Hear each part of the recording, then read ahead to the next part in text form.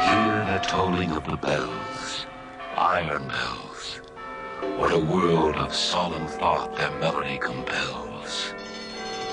Hear the loud alarm bells, brazen bells. What a tale of terror now their turbulency tells.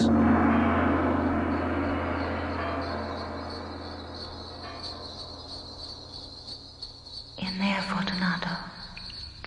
The cask of Amontillado is in there. Oh!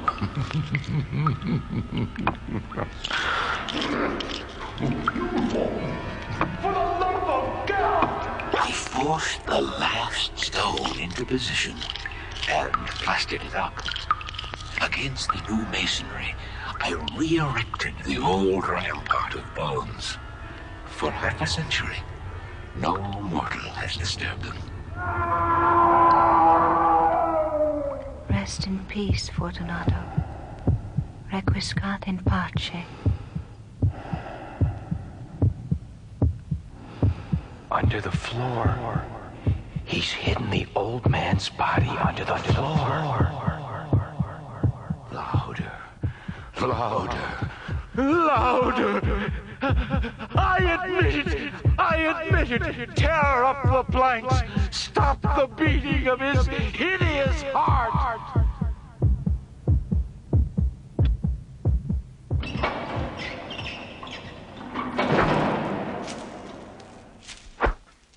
The vibration of the pendulum was at right angles to my length. It slowly descended, hissing back and forth, repeating its arc again and again. As the shades of evening drew on, within view of the melancholy house of Usher.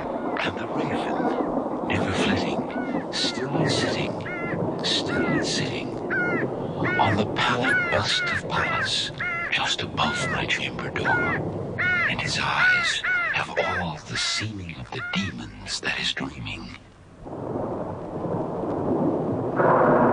How shall the burial rite be read, the solemn song be sung, the requiem for the loveliest dead that ever died so young? All that we see or seem is but a dream within a dream. Dream within a Dr. dream. Cassiday. Within a dream. Buddy. Within a dream. John. Within a dream. Buddy. John, wake Within a up. dream. Dr. Cassiday, wake up. Frank.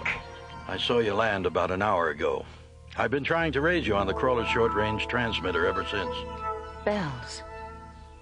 I was dreaming about bells.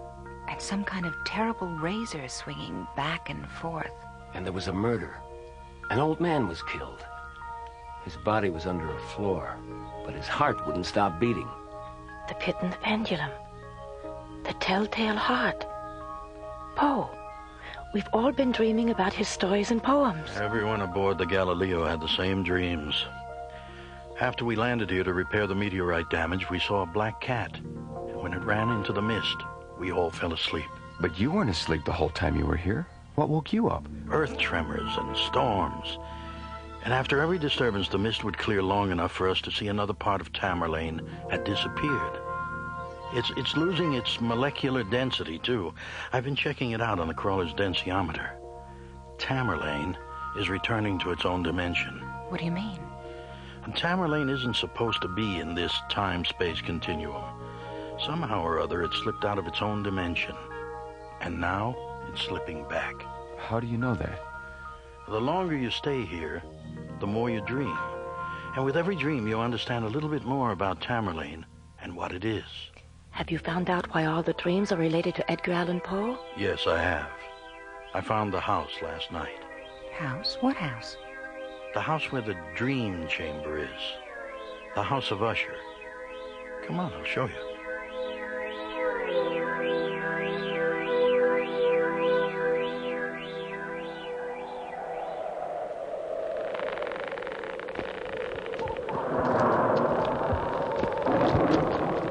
The house of Usher. way I imagined it. Looks haunted to me. Come on, let's get this over with before Tamerlane drops out from under us. Take my hand, buddy.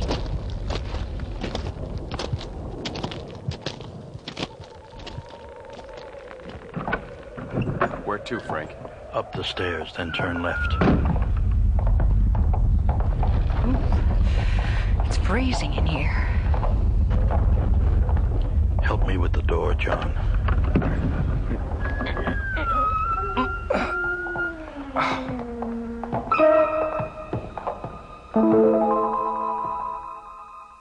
Impossible. It's impossible. It's not a room at all. Space. Oh, it's beautiful. We're in space. The Dream Chamber, an opening in the time-space continuum. A place enclosed not by walls, but by the golden light and phantom shadows of a parallel universe. A void filled with glittering star fields and an eternity of stellar mists, tinted with all the colors of creation. And in the center of the Dream Chamber, a bed made of interlocking beams of light, and lying on the bed, forever asleep and forever dreaming. It's him. It's Poe. Is he alive? He's a dream, buddy. A dream sustained by everyone who reads his work and falls in love with its beauty and terror, its sorrow, its truth. Are we looking at eternity? Well, we're looking at Poe's eternity. It's fading. Everything's fading. Let's get back to the ship before we get caught in this. Look, he's standing up. Ingrid, what's wrong with you? He's not standing up. He's still... afraid. He's running away. Ingrid! Buddy, help me. I can't hear anything. Hey, help me with her, Frank. Okay, let's get her out of here.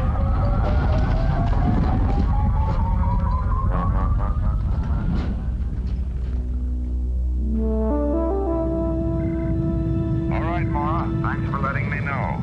I'll notify Starlab and tell them you're on your way in. Thanks, Commissioner. Oh, by the way, I heard from Dr. Rossiter. Lieutenant Becker's all right, and so's the Galileo's crew. They woke up about a half an hour ago. All right, Commissioner, thank you. See you tomorrow. ISA comm center clear. Half hour ago. That means they woke up the instant Tamerlane disappeared. What are you doing, Ingrid? The hallucination I had in the dream chamber and that terrible stillness afterwards. I know it's related to one of Poe's stories. I remember something... I remember. Here it is.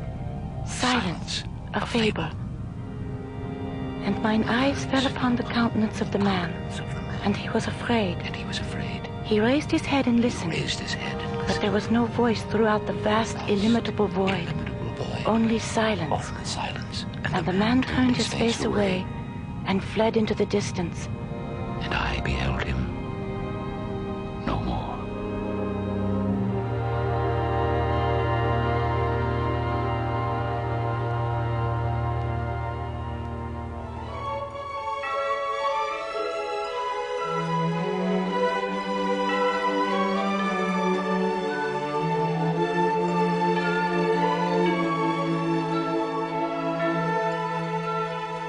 A Dream Within a Dream was written by Ron Thompson and starred Linda Gary, Chuck Olson, Bruce Philip Miller, Corey Burton, and special guest stars Francis Bay, Clark Warren, Mel Wells, Jack Angel, and Marilyn Schreffler.